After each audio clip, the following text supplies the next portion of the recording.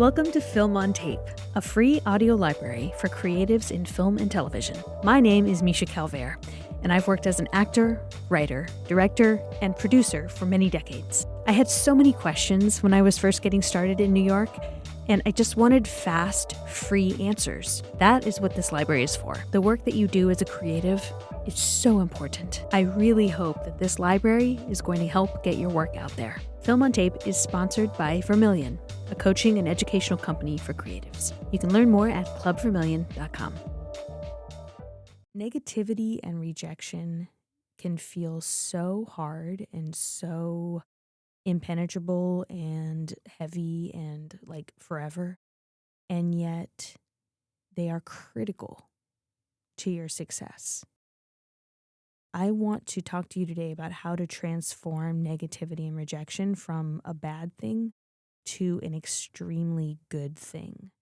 Basically, how to turn them into a gift, and not in a cute, like Hallmark kind of way, like in a real way that hopefully will change your entire way of thinking about this. Now, I'm someone who has experienced a lot of rejection in my life. I was bullied as a kid, like it was really bad. And there was a period of about 10 years where I basically didn't have any friends. And I was a total pariah in school. And I wasn't really accepted at home either. So it created a lot of, I would say, like scar tissue psychologically. And it's been really tough to process that, but I have processed it. And it's actually the thing that has allowed me to be a serial entrepreneur. It's what's allowed me to bypass a lot of what would have been bad relationships, like dead-end relationships. I see friends now that are in marriages that just aren't fulfilling, and in friendships that are really like harmful to them sometimes. And because I'm so used to, from that experience of being rejected and being alone, like I'm just okay to be alone. I have a lot of lived experience with negativity and rejection, and I hope that as we talk about this today, that this will be helpful to you in processing some of your own experiences with this. Because the fear of social rejection is one of the top reasons that we stay anonymous and that we don't go for it. Whether that's launching a business, pursuing a career as an artist, even like trying to be friends with or go out with the people that you really want to fill your life with. Like we're just afraid of rejection, so we don't even try. It prevents us from putting ourselves out there, and it will limit your career. It will limit the amount of money you're able to make. It will limit the amount of creativity and expression that you allow into your life. So the path from where you are now and where you want to be, it involves a lot of failure. It's basically filled with cringe. It's like a pit of cringe and market testing. There's so much iteration when you're trying to launch something new. By definition, bringing something to market is going to mean failure. You're never, ever, ever going to be perfect at something in the beginning. I mean, even Mozart had to practice. If you want to progress in your career, you're going to have to work with your relationship to failure, which is then amplified by other people projecting failure onto you and rejecting you. You're just going to have to work on your relationship with rejection and negativity.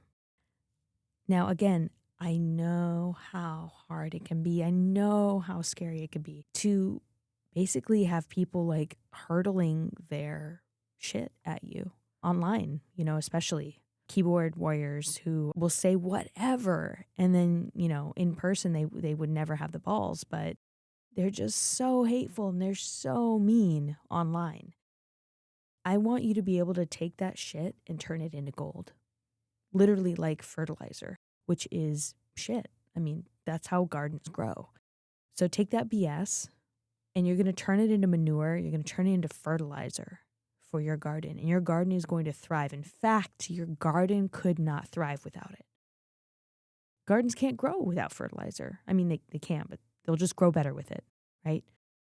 They need sunlight, they need water, and they're helped by fertilizer. So we're going to take these negative experiences and we're going to turn them into fertilizer. Go with me on this. And by the end of this, I want you to feel like that's what's happening for your life. Let's take on the framework of what if everyone and everything is here for your benefit? We don't have any evidence that other people actually exist. We don't know that we're not the only person in the world and everyone else is not just a projection. We don't know that. What if, this is one framing, what if everyone else is just a projection and they're only here for your benefit to give you an experience of growth and expansion and adventure? If that is the case, then there's really no stakes to anyone doing anything to you, except that you don't like it. You would prefer to have a different experience on this holodeck if you know Star Trek. So you might as well put yourself out there and just understand like this negativity isn't actually going to hurt you, but you can learn from it and you can grow from it. The question that I always love is, what is being asked of me here? We'll get to that in a second, but I just want to float this idea of you don't actually know that any of this is real. Like the negativity and the rejection that comes back, you don't know that it's even happening at all. And with these people online, like you definitely don't know how real they are. They literally could be AI bots from Russia making these comments on your DMs or your posts. Like you don't know. Just like disempower the negativity and think, okay, this is just here for me to get some kind of benefit from it because I know that I'm real. So I'm just going to take all of this as fuel and I'm going to start to dig with this question of what's being asked of me here? How am I being asked to grow? I want to talk for a second about story. So we all tell ourselves stories about situations and about people all the time. It's part of the human brain's desire to make sense of the world and to kind of protect us from danger. It's like, well, if I tell myself a story that that person punched me in the face once and they're crazy and they're violent, that means that I'm going to stay away from them because of that story and they probably won't punch me again, right? They may not be crazy or violent normally, but the story helps you to just stay alive. So stories are a natural part of being alive. And at the same time, they can be limiting. Here's why. If you decide that a story is true, you're not going to continue to be curious about it. You might not want to seek truth about why that person punched you in the face, but you might settle for whatever story your brain comes up with based on the evidence that you have. So some stories that I've heard frequently, casting directors just don't respond to me. I'm not good looking enough to be an actor. I don't have the look. Working in film is so hard. It's impossible to break through unless you're born into a Hollywood family. It's impossible to work as a woman in film. The odds are stacked against you. Or artists can't make money. You have to choose either art or money. So these are all stories that I've heard from people, most of them from multiple people, and they're not very helpful. There was a study done where women were reminded of their gender right before they went into a meeting or a test or something like that, and they actually performed much more poorly when they were reminded that they were women. These stories, even if on one level statistically they might be true or like physiologically, yeah, you're a woman perhaps, but to adopt the story of what it means to be a woman and all of the baggage of that, like I think if I thought about being a woman as I was trying to make films, I wouldn't have made half as many films as I have. I don't think about gender. I don't think about that story. I refuse to think about that story. I also refuse to think about aging. Someone tried to tell me recently, like, the age at which we peak, and I stopped him mid-sentence because I don't want to hear it. I don't want to hear that. I refuse to take that information in, and instead I'm going to operate on my own body's timeline. Now, at a certain point, I am going to die, but for now, I don't want to hear the average age at which most people start to fall apart. It doesn't help me. My dad started working out in his 60s. He became a bodybuilder in his 60s, and he looks better than basically than any other man in our family, and he's like 75 now, and he's in insanely good shape. So be careful about the stories that you pick up and the stories that you tell yourself, whether it's about gender or body type or culture or really anything, even the people around you. And that's not to dismiss or minimize systemic challenges.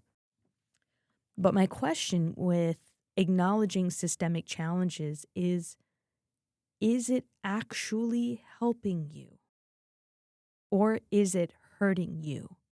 And for instance, on the topic of gender, I am done being hurt by men. I no longer am willing to allow that. And thus, I will not carry gender with me into the room. I will simply operate on a different frequency.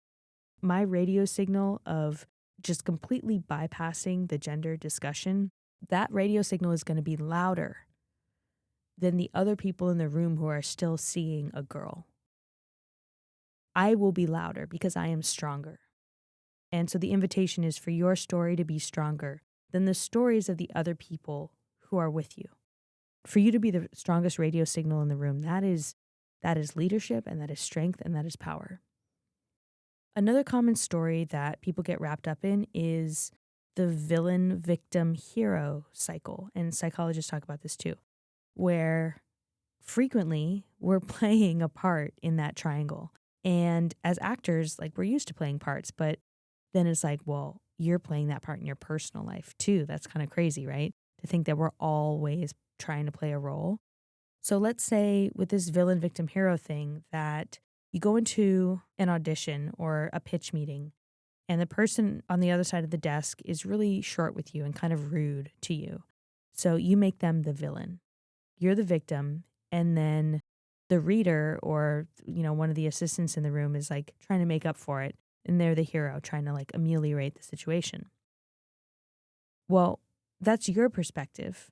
Maybe from their perspective, you haven't properly prepared for the meeting and they canceled something really important in order to squeeze in this audition or this pitch meeting with you. And they're now feeling like you've wasted their time. And so now they're a victim because they're working 14-hour days and they just wanted to go to their kid's birthday party at their lunch break, but they canceled it to see your audition or whatever. So I'm just saying, like, we do step into these roles without acknowledging the humanity of the other people involved. And oftentimes that person that you think is like a gatekeeper that is so mean or so unkind or dismissive of you, they could be thinking that you're the villain. Or, they could be thinking nothing at all. I am so excited to tell you that I'm launching a brand new slate of classes that are incredibly helpful on my website. Some of the classes include on-camera acting technique and how to self-produce your own film, actor self-care, which is something that nobody talks about, and how to write a feature film in 10 days, which I'm going to teach you how I did it and how you can do it too. And believe me when I say I poured my heart into these courses. Go to clubvermillion.com. I am so excited about this website. I can't wait to work with you. Try to get off that merry-go-round and just understand the humanity of people and adopt a more neutral, like we're all equals. We're all equals here. And I'm going to approach you as an equal. I'm not going to make you anything other than somebody who did something that maybe I do or do not like, right? And then you can confront it and deal with it from there. Can you think of examples of story that you have projected onto a situation where you actually don't know that that's objectively true? You're just kind of making up a story about what you think is true. And, a lot of times that story feels bad. And it's based on trauma. It's based on other evidence that we've had in the past. But a lot of times it's like that story reinforces a negative belief and it makes us even more anxious or more angry or more sad. So try to think and analyze about the stories that you tell yourself and ask yourself, are they actually helping me or is this just causing me pain? Do I want to tell a different story? Because what if people actually love what I post online? What if the 10 people that needed to see it most see it that day? All right, let's come back to negativity and indeed every bad thing being a gift. Here's some ways to do this. What is being asked of me? My favorite question in the world. This bypasses the blame game. It bypasses the triangle. It bypasses the villain victim hero cycle. And it encourages you to take responsibility for finding the gift that's being presented to you. So, what is being asked of you? Are you being asked to grow? Are you being asked to change your life, to move out of a habit or a behavior that's not serving you anymore, setting new boundaries, maybe just creating better content? If no one's responding, maybe you're just being asked to like think more about what you post before you post it. Re-examine your marketing campaign. Use different hashtags. It could be small, it could be big. Are you being asked to move to a different city? To have a long, hard conversation with one of your parents? Like, it's uncomfortable because something is being asked of you. So take that power back and say, okay, I'm the boss of my life. Let me figure this out. Another way to see bad things as a gift is to look at the shadow traits that are being revealed. So if someone really is annoying you, happens to me all the time in public, someone's doing something, I'm just like, oh God, it's so annoying. Invariably, it's showing me a shadow trait of myself that I am scared to show to the public. A really great book on this is The Dark Side of the Light Chasers, and it taught me so much about shadow. It's really a foundational text. Basically, anything that's activated in you is probably a trait that you haven't yet integrated. And all traits want to be integrated. They just want to feel like they're welcome in the party. They want to be welcomed in you and have you embrace them and not reject them. So as negativity comes up, you can literally take it like on social media, you can take it one comment at a time, like someone body shames you, like refers to your body in a way that you don't like. Whatever that is, take that and work it through your shadow and get to the place where you can really take ownership of that trait and love that trait about yourself. Like me, I'm getting older. Haven't had any face work done.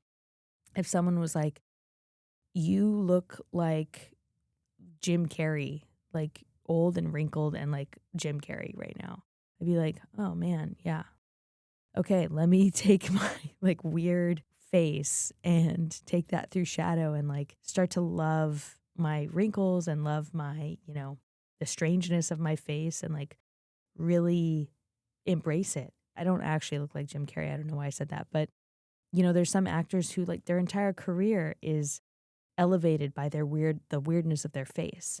Or someone was like, because I had this recently, I posted a video on my social with a story about Val Kilmer, who my mom worked with. She worked with Val Kilmer and she worked with Tom Cruise on Top Gun. And long story short, Val Kilmer was a total dick to her. He was so rude, abandoned her at the airport when she went to pick him up. But you should just watch the video because it's better when I tell it on my Instagram. But a lot of people came in and they were really flaming that story, even though it's a true story. They were just mad that I was telling a story because he just passed away.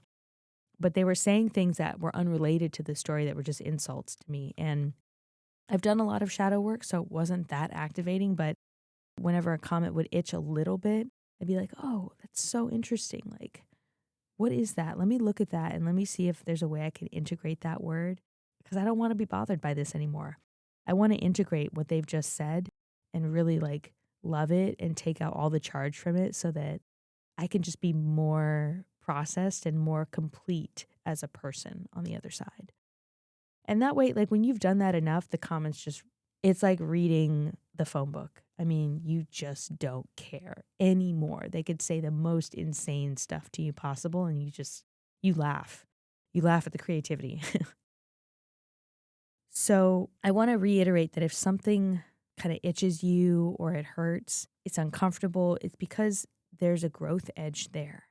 And you're being asked to grow and to expand and to take the negativity as a way to show you either your shadow or how you're being asked to expand, or even with envy, the thing that you want is showing you what's meant for you. If you didn't want it, and if it wasn't a potential outcome for you in your life or part of your dream life, you wouldn't care. You wouldn't want it. I don't want Travis Kelce's life. I mean, I know he's a superstar and like a very good athlete, but I don't want his career. I'm just happy for him. Cool. Like, he's winning at football and he's dating Taylor Swift. Like, I'm so happy for him. I don't want any of that. But someone like Denis Villeneuve, incredible filmmaker. Yeah, I want his career. I want what he's getting. I want those awards and I want those blockbuster hits. And I mean, that's that Dune, like that is my kind of movie to make. Blade Runner 2049, my kind of movie to make. So if I'm feeling envy, it's because I know that the thing that I'm envying is meant for me. And I'm being asked to grow as a filmmaker or as a person, as a woman, as an artist, to become the kind of person for whom that thing that I want, it just appears in my life. It just is. It just makes sense. So that's my job, to grow and become a better person. All right, here's a little wrap up to help you in case you are dealing with any kind of negativity or rejection or bullying or anything like that right now. I really, really want you to be okay and to see the gift in this experience. Negativity, the vast majority of the time, is not going to kill you.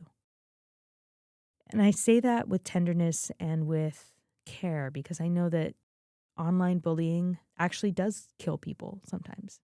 So I don't want to diminish that. And I don't want to diminish the harmful effects of canceling people who truthfully do not deserve it, or hate crimes, or, death threats. Like, we're putting that kind of in a special category of it's illegal at that point. It's a crime. So we're just talking about mid-range, low-level negativity and rejection here. Sorry to get a little serious there, but it's a serious issue. So I just wanted to call that out. The majority of the time when we're dealing with rejection, it's not actually going to kill us like the devil, but it's not going to kill us. And our ability to weather traumatic situations and to get through rejection is often measured by our support system. So if you're a Vermilion member, for instance, you always have that support system of community where you can pop into the WhatsApp, you can ask for support, you can ask for help, and you're going to have people there who will show up for you. I will show up for you if you're a Vermilion member. And it's really important that as we just become increasingly polarized and absolutely bonkers in the United States of America and in other countries as well, that you have a support system that can have your back so that you don't spiral into mental health or shame, or like, you need that support system. And for a lot of us, when we were kids, I think of myself when I was in school, the pain of being ostracized was so great that it did feel like I was going to die. It felt like maybe the best solution was just to cease to exist. That was when my brain was still developing and I didn't have the resources to create a support system for myself or to know how to ask for help. And it may have felt like it was so painful I was going to die back then. But that was back then. That was a long time ago. I'm an adult now and I can care for myself and I can protect myself and I can take steps to mitigate the damage. And I have a responsibility to do that so that I'm not harmed and I'm not hurt. And a lot of the mindset work that we've been covering this episode, the point of that work is to mitigate damage and to never go back to that dark place again. So to end on a positive note, who do you have in your life who is giving you positivity? Who do you have that is encouraging you, that is a safe space for you? Do you have even one person? All you need is one who is an adult safe space for you, where you feel like you can go to them with pretty much any situation and they're going to receive you with love. If not, see if you can find somebody like that. I know I didn't start to really find that until 2 years ago when I was in midlife, and I got there incrementally. Actually, there were a few teachers who I didn't have the conscientiousness to realize it at the time, but they were pretty safe spaces for me in acting conservatory. And then I consciously realized it about 2 years ago when I started working with Kathy Hendrick and my coach Flynn Skidmore, and I finally found what felt to be like truly safe spaces. Like, I could not say anything that they would then weaponize or judge. But these are very evolved human beings. And, I was paying them for this safe space. So even if you have to pay for it to allow your brain and your body to experience what it is to be in a completely safe and held container, it changes you. It's a really transformative experience. So maybe you have a friend like that or a family member like that. See if you can spend a little bit more time with them or just nurture that relation just a little bit. And that might give you the courage that you need to throw some social media posts up. Jump into that script that you've been meaning to finish, but you're afraid you're a bad writer. Just try to build that support network so that you can take the leap, find the gift with whatever negativity or rejection comes through, and let me know. Let me know if you end up taking that creative leap and making the thing. Because I would like to, for one, leave not a hate comment, but a love comment. I'd love to, beef you up a little bit, let you know that this is a really great thing that you're doing. Thank you very much for going with me on this. Negativity is, I can't see it really getting any better for the next couple of years just because of the climate that we're in. So it's really important to know how to handle it and to have tools to be able to stay positive and to stay kind to yourself and to others.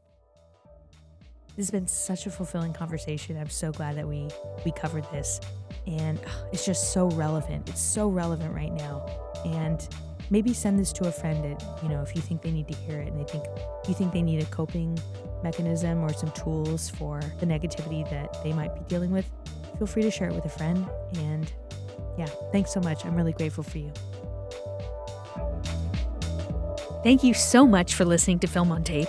If you like the way that I approach the industry, check out our other classes, consulting, and mentorship at clubvermilion.com. Vermilion is a home for artists and those looking to expand creatively. Whether you're an actor, a film professional, an entrepreneur, or a CEO, we'll help you find your voice and hone your skills to thrive in any market at any scale. You can schedule a free phone consultation at clubvermilion.com.